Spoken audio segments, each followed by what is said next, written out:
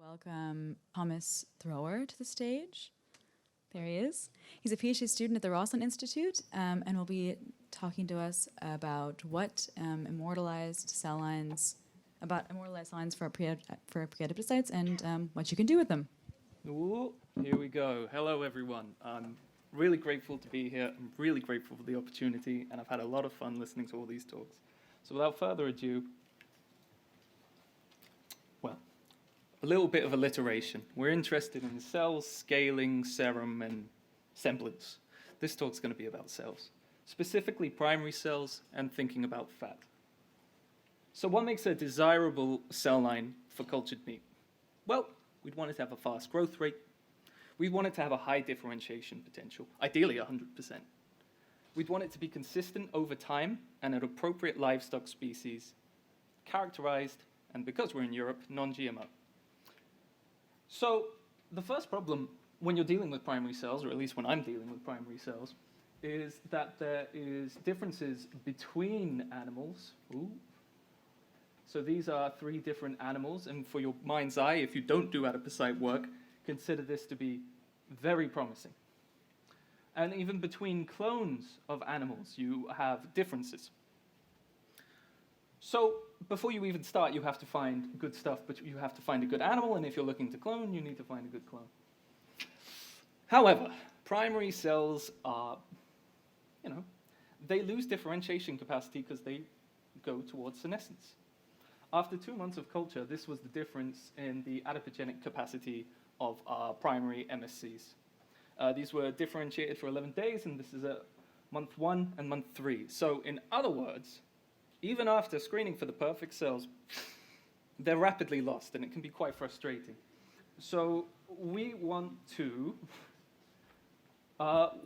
generate cell lines for something which is dependable over time, we want to generate cell lines that are dependable over time.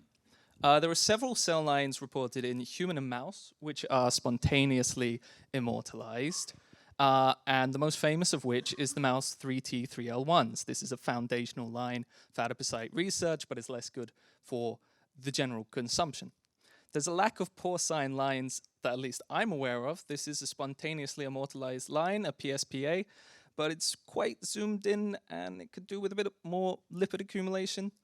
So I went into this with 2 aims, but well, one main aim, to produce immortalized cell lines of a high adipogenic potential from primary cells, from pig, and then to characterize them. And I'm going to really be talking about approach 2, but I'll talk about approach 1 for just a little bit of time.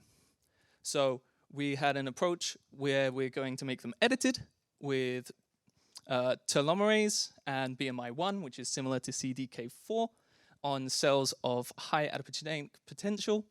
And we also wanted to derive a spontaneously immortalized cell line of high adipogenic potential. At least that was the hope. So successfully, we edited several clones which were able to have very, very high adipogenic potential. So this is them after we've introduced the transgenes. And that was interesting for a time. Simultaneously, though, we produced a spontaneously immortalized line. And this was more interesting to us because it did not have genetic modifications. And it had what appeared to be complete adipogenic differentiations, minimal changes in morphology over time, and it grew well past the Hayflick limit. So we've measured it up to 165 population doublings. So the edited lines and the spontaneous cell line, which I call fatty. So fatty talk. So the questions I'm going to ask the audience is fatty a desirable cell line for cultured meat? Does it have a high growth potential? Does it have high differentiation potential, consistent over time? So the first thing we looked at was the population doubling times over 164 doublings. We compared with the parental MSC line for up to 29 doublings, and then fatty up to 164. So the fatty line will grow between 17 and about 26 hours, depending on how late your population doubling number is. I'm not going to talk about passages this talk. I'm only going to talk in population doublings. But as you can see, it's roughly 24 hours. So if you see a differentiation at PD 91, just consider that 91 days of culture. So it's very adipogenic.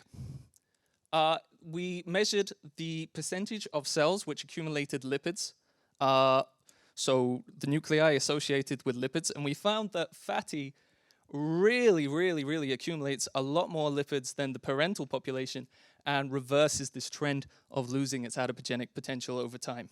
So there's at PD 95, there's it at PD 115. Here's it at population doubling 135. And we've stained it for oil red O here, and we've stained it for body pie and Hirsched here. So it's pretty close to 100%. And because these cells were so adipogenic, we were fascinated to see what is it capable of. So I just left it to differentiate in 2D. So blue nucleus, green lipids, and red cell membrane. These are the same scale pictures. So you can see that over 40 days in a 2D system, fatty has not only, population doubling 91, not only is it displaying near total adipogenesis, but fusing and growing larger. We have here what appears to be a unilocular, more white adipocyte type cell. And that's even more visible when I take away the colors. So when we zoom in closer, you can kind of see the fusion happening. You can see these cells with a crown of smaller lipid droplets. And here's an image of some of the unilocular cells we were able to capture after 40 days of differentiation. To put that picture into numbers, the lipid droplet dynamics shift towards less and larger. And the lipid droplet area within a nucleus, so this is area, not volume, triples over time. If, whoopsie, I wish I could go back. If we assume that it's spherical, and it's an assumption, and you don't have to agree, but if we assume the lipid droplets are spherical, and we take the area, and then apply the radius to give us a volume of lipid droplet per cell, then by 40 days, it quadruples. I also wanted to compare fatty to 3T3L1s, and I was really impressed with John's differentiation from the Kaplan lab with 3T3L1s, and he grew his cells for 30 days and measured the diameter over time. We did the same. It's a little bit apples and oranges because he measured at 15 days and 30 days. I measured at 11 days and 40 days. Here you have the mouse. Here you have the pig. And you can see that over 40 days, the diameter in microns of lipid droplets really shift towards significantly large cells. I also took a bit from another speaker. So from Maastricht and the wonderful 3D system with sodium alginate. So we were able to grow fatty in a 3D system as well, roughly 100% differentiation, but we were not able to get the same unilocular cells. If I was able to zoom in on these, you'd see they're actually multilocular. In the 3D treatment, we found that most of the main genes of adipogenesis were similar, but leptin was way up. And my explanation for this is simply that, whoopsie daisy, is simply that it had a very high differentiation before, it had a very high differentiation in 3D. But the leptin is interesting. We wanted to know what was going on. How the hell have these cells just come out of nothing, right? So our first go-to was doing karyotype analysis. And I was hoping for something more than this, because this doesn't really solve my problem. When we analyzed fatty versus the parental population, 19 out of 20 spreads had lost the Y chromosome, but there wasn't evidence of a larger translocation event other than that. This makes me think that a subpopulation of cells from the parental MSC were able to outgrow everything else, and they just so happen to have a very high adipogenic potential, because it's quite unlikely we'd have 19 out of 20 cells all having the same aneuploidy. So I believe that over time, a subpopulation of cells from our MSC just happened to evolve past and was excellent at making fat. We did RNA-seq analysis, and this of fatty and the original parental cell population, and they're very different. We have 7,712 genes which are differentially expressed. We have pathways up and down, but I'm still analyzing this. I can't tell you too much about it, but I can say we have some of the regular suspects, such as cell cycle genes, BRCA, and a downregulation of certain repair pathways. So, to summarize, is fatty a desirable cell line for cultured meat? Well, I think I've shown that it has a fast growth rate, a high differentiation potential, it's consistent adipogenesis over time, it's an appropriate livestock species because it's pig, the characterization is in progress, and it's non-GMO, with a bonus of we were able to achieve unilocular cells. And we have some ongoing work for fatty because we're not too experienced with the lab-grown meat side of things. So we're trying all sorts of things. Serum-free differentiations and growth, optimization of differentiation media. We're not doing anything special with these cells. The differentiation media we use is just like anyone else. They're just very good cells. We want to try lipid feeding.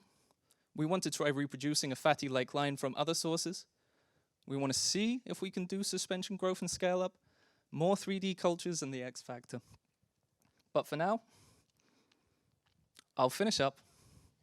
I'll thank my lab, Sing-Mi, Susan, Alex, Julia, and Mira, other people in the Roslin Institute, which I should say, we're separate from Roslin Technologies. I've talked to a few people who we're with the University of Edinburgh, and of course, my wonderful girlfriend, brother, and cats who have helped me out. So, that's that. Any questions?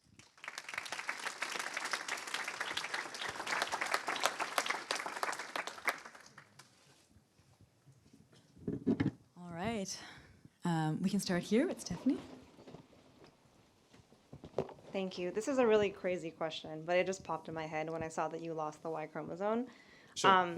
I mean, typically I know humans, I'm not sure about pigs, but women tend to like hang on to more fat. Can there be any potential connection with that? To be honest, it really made me scratch my head. I had a big look at all of the genes which were differentially expressed in our data set, and even within the parental, they don't really express Y chromosome genes. It's a lazy chromosome. I don't believe it makes much of a difference. I think it's more of an indication of some loss of repair. Super interesting result. One more question. I saw some hands over here before. Potentially. Oh, there it is. Making you work. I'm sorry.